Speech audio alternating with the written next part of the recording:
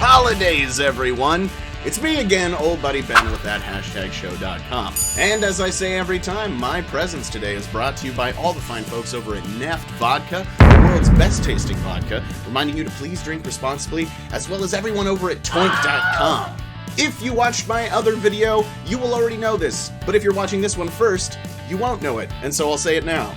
I recently went to the press junket for the Hulu original series Crossing Swords, which is now in season 2. It launched December 10th. Stop motion, animation, peg people, lot of fun. If you want to check out my interview with creators John Harvatine IV, Tom Root, and producer Seth Green, a little trio that made a show you might have heard of called Robot Chicken, you can read it above. Did not get the video of that one. That was off the table as far as the press junket was concerned. In the meantime, you can also watch this video that I'm about to show you, where I got to sit down with a couple of the voice actors. You might have heard of them, Yvette Nicole Brown and Luke Evans. These two could not have been more of a delight to talk to, and I'm really excited to show you the video. Check it out. Let's talk a little bit about your characters in Crossing Swords. So, Yvette, first off, with Sergeant Megan, you so often play these very sweet, loving, lovely, wonderful, warm and fuzzy characters. And yet the Sergeant is such a badass and a hard ass in this show. Was that something that, first of all, did you get asked to play this character? Did this kind of develop between you and the creators? How did it become you being the Sergeant? I think it was an offer.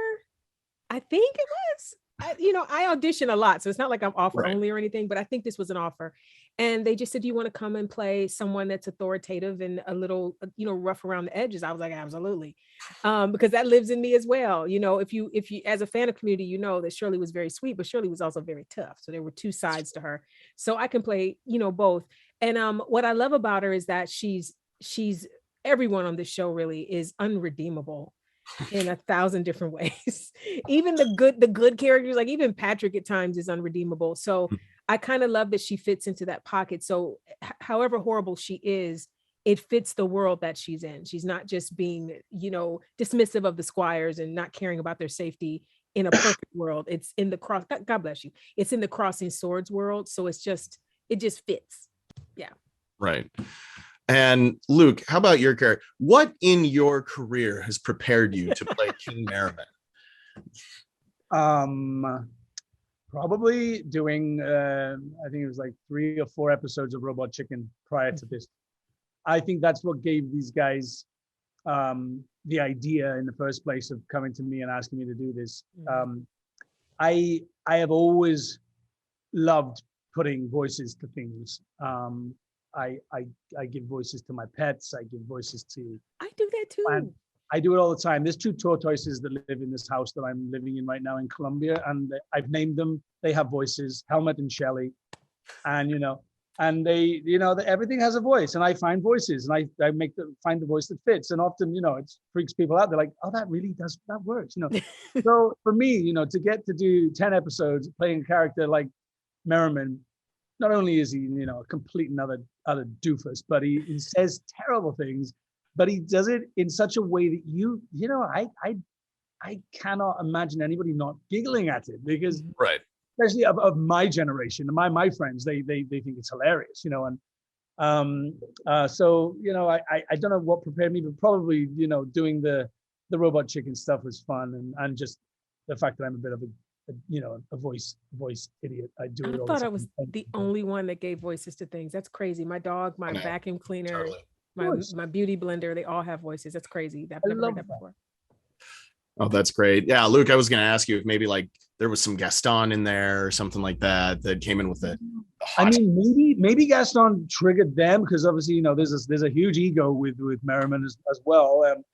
But no, I mean, I saw an image of Merriman in a drawing that they sent me, and they left me with it for a few weeks to, come up with something. And I tried loads of different stuff. And the thing that worked was this sort of like cigar smoking, whiskey drinking, just rough around the edges kind of dude. And when I saw the character with my voice, I was very happy with the outcome. So what I love is, like, you look at somebody like Tara Strong, voice actress, does some, film and TV, but, big in the voice acting community. Then you look at Yvette Nicole Brown and Luke Evans, and you think movie stars, TV stars, all of this coming and doing little peg people kind of cartoons, stop motion, I guess.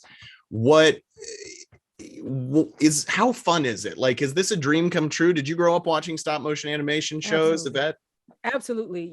I'm a little older than Luke, so I was weaned on like Rudolph the Red-Nosed Reindeer and Santa Claus is Coming to Town when I was a kid. And this is the thing, I think that the Tara Strongs of the world are the real superheroes, because to create a voice and to make you believe that the character is real and you don't see movement and you don't see the person's face, I think that is a skill set that very few people have. And Luke has it, of course, and everyone in this cast is able to do it. So I think a lot of times on camera actors get all the shine, but the people that are really honing their craft and showing what they can do in that booth by themselves are the people like Tara Strong and of course Luke as well. So so I don't want to take anything away from what she does just because the camera's on us more often. But sure.